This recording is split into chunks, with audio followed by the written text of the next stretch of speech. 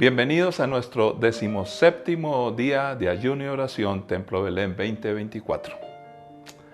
La bendición de Dios nos sigue acompañando como esperamos a nuestras vidas, nuestros hijos, la iglesia, todos los emprendimientos que tengamos. Y para eso nosotros debemos de cumplir un rol muy importante. Somos ministros del Señor Jesucristo. Pero podríamos enfocarnos en aquellos que nos han bendecido enseñándonos. Hablaba en estos días de mis padres, por mis padres a la vez son ministros. Tú eres ministro. Mirémonos en esa dimensión cuando ministramos del amor de Dios a aquellos que nos rodean. Efesios 4, 11 y 13 nos dice: Ahora bien, Cristo dio los siguientes dones a la iglesia: los apóstoles, los profetas, los evangelistas, los pastores y maestros. Ellos tienen la responsabilidad de preparar al pueblo de Dios para que lleve a cabo la obra de Dios y edifique la iglesia, es decir, el cuerpo de Cristo. Ese proceso continuará hasta que todos alcancemos tal unidad de nuestra fe y conocimiento del Hijo de Dios que seamos maduros en el Señor, es decir, hasta que lleguemos a la plena y completa medida de Cristo. Padre, es tu palabra y como siempre, con suma urgencia, la queremos, la deseamos, la necesitamos y la practicamos. En Cristo Jesús. Amén. Hemos hablado que somos una familia extendida. Hay entonces unos tutores en el diseño de Dios para lo que es la familia. En el caso de todos nosotros como hijos naturales, nuestros padres son tutores. Tienen una responsabilidad dada por Dios para orientarnos y para guiarnos. En la iglesia del Señor Jesucristo no es menor el asunto. Hay unos tutores, algunos que pueden enseñar. Ya estuvimos escuchando el texto que se pueden definir como apóstoles, profetas, pastores, evangelistas y maestros. Pero también me enseña la palabra del Señor en Hechos 15:4, que cuando llegaron a Jerusalén, toda la iglesia, incluidos apóstoles y los ancianos, dio la bienvenida a Pablo y a Bernabé, quienes les informaron acerca de todo lo que Dios había hecho por medio de ellos. Pablo y Bernabé eran personas importantes, personas que le servían a Dios y debían de dar informe a la iglesia. ¿Y a quiénes lo daban? Había unas autoridades, pero no son unas autoridades de jerarquías de poder, sino de jerarquía de funcionamiento. La iglesia es muy funcional y por eso también aparecen los ancianos y otras maneras, líderes espirituales, podríamos decirlo, que nos ayudan. ¿Por qué no pensamos en ellos? Los necesitamos. Es parte del diseño de Dios. Alguno podría decir: pastor, pero es que tienen defectos. Precisamente por eso nos pueden ayudar, porque han pasado por lo que nosotros estamos pasando. Además, la obra que Dios hace en ti y en mí, la hace también en los líderes, porque todos somos seres humanos, parte de la familia de Cristo. Pero este rol de responsabilidad de tutores es supremamente importante en las Sagradas Escrituras. Por eso, en lugar de exigirles más, esto debe ser algo para cada uno de nosotros los que somos líderes, exigirnos. Y alguien nos exige, por supuesto. Pero también no consideramos justo orar por nuestros líderes, empezando por valorarlos. Pero si cada vez que nos acordamos de ellos es porque hay fallas, ¿por qué no nos acordamos de ellos en otros momentos? ¿Por qué no valoramos el ejercicio de lo que es ese mentoreo, tutoría, enseñanza, paternidad espiritual, si lo podemos decir así? Una de las cosas que podríamos hacer es permitir la enseñanza y mostrar una disposición para recibir de ellos. Es muy común que busquemos a nuestros líderes cuando tenemos problemas y angustias. Cuando no, nos olvidamos de ellos. ¿Por qué no los buscamos para aprender así no tengamos problemas? Lo más seguro es que si aprendemos antes de, los problemas serán evitados. En el tiempo, en la medida que vayamos creciendo, teniendo más años de experiencia en la vida cristiana y físicos, debemos demostrar una disposición. Aprender es algo que será eterno. Seguiremos aprendiendo en el reino de los cielos.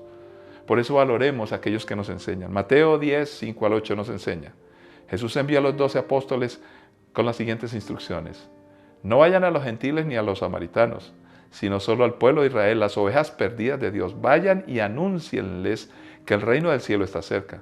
Sanen a los enfermos, resuciten a los muertos, curen a los leprosos y expulsen a los demonios.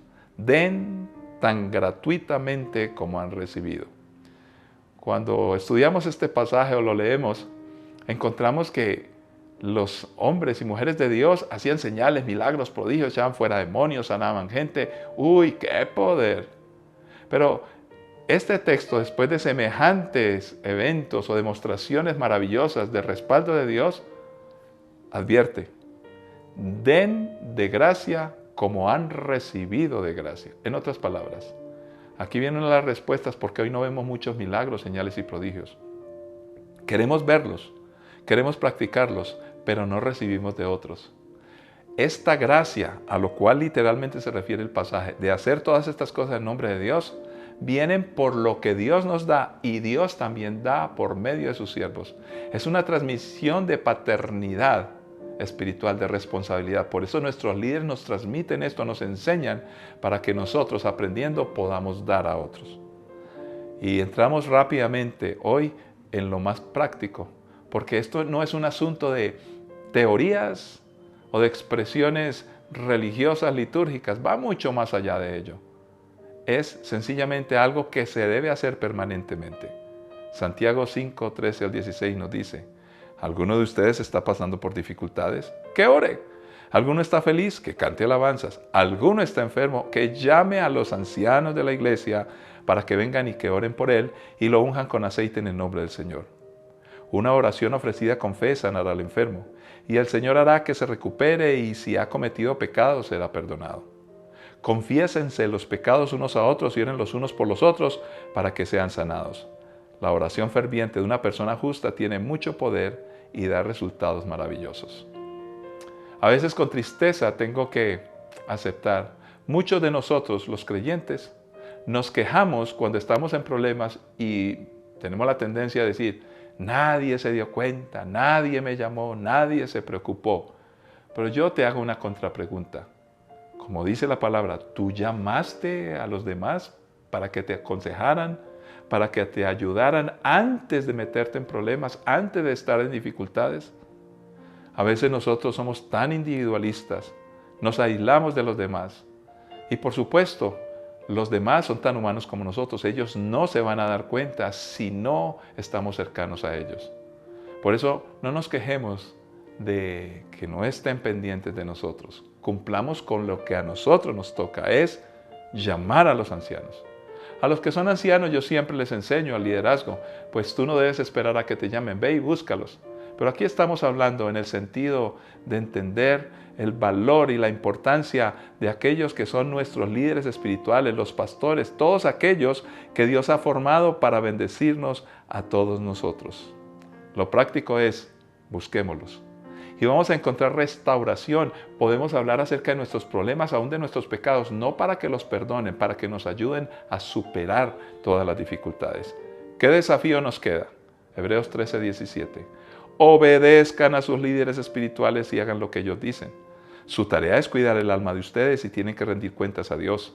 Denles motivos para que lo hagan con alegría y no con dolor. Esto último ciertamente no los beneficiará a ustedes. Por eso muchos cristianos que lo único que hacen es poner problema, supuestamente son maduros, andan de dificultad en dificultad y no tienen beneficios. Ahora usted dirá, pero tengo que obedecer en todo. Por supuesto que cuando hablamos de pastores, líderes espirituales, paternidad espiritual, se refiere en un contexto donde lo que transmiten es la palabra de Dios. Si se sale de allí, no se está actuando en paternidad o responsabilidad de ministros. Pero como en la palabra, sí debemos obedecer.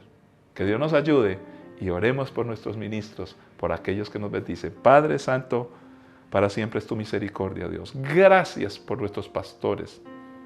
Gracias por los apóstoles, profetas, evangelistas, maestros. Gracias por nuestros padres espirituales. Gracias por los ancianos, todos los que están en autoridad. Oh Señor, les bendecimos y esperamos causarles alegría y gozo. Y cuando hemos sido difíciles, que ellos puedan, por el ejercicio y su responsabilidad, ver el cambio en nosotros, porque tú los usas y los reconocemos grandemente. En Cristo Jesús. Amén. Bueno es escuchar el testimonio de alguno de nosotros. Cómo nos bendicen aquellos que Dios llama como ancianos, como líderes espirituales, como ministros. Escuchemos. Hace poco tiempo en mi familia tuvimos una situación bastante complicada. Y aunque nosotros somos maduros en Cristo y venimos ya hace años caminando con Cristo, no veíamos salida a esa situación, sentíamos mucha angustia y mucha oscuridad. Pero clamamos a Dios y de manera sobrenatural el Señor respondió a mi esposo y me respondió a mí que debíamos venir a la iglesia y exponer esta situación al pastor. Cuando lo hicimos, encontramos consuelo, encontramos exhortación, encontramos dirección, encontramos alivio y encontramos paz. Esto me hizo entender a mí que la congregación es un lugar muy especial y en la congregación debemos tener en cuenta que somos una familia extendida, que muchas familias tenemos y vivimos situaciones muy similares y que podemos apoyarnos, aconsejarnos sobre la palabra y orar unos por otros. Que debemos recibir con humildad la instrucción de esos líderes y de esos pastores o líderes espirituales que están sobre nosotros como una cobertura espiritual especial. Y finalmente, que nosotros como congregación debemos sostener con la oración y el ayuno a nuestros pastores y líderes que son la piedra angular de Templo Belén.